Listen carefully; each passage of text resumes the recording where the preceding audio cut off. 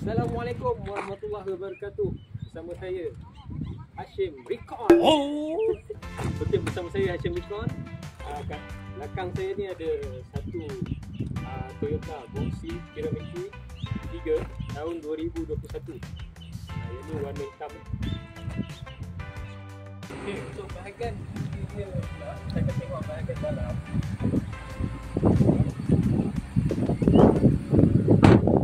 Kat sini kita boleh tengok dia punya mileage hanya 22 km, 22,000 km.